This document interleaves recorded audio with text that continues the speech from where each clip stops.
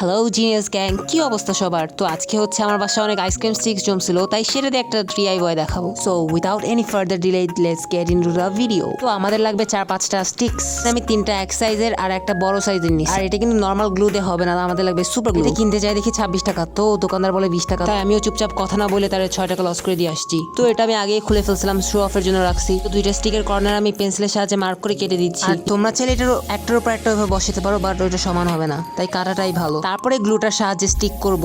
এই কাজটা কিন্তু খুবই কঠিন, সাবধানে করতে হবে। তো আউট স্ক্রিনে তো 3-4 বার আমার হাত জোড়া লেগে গেছিল।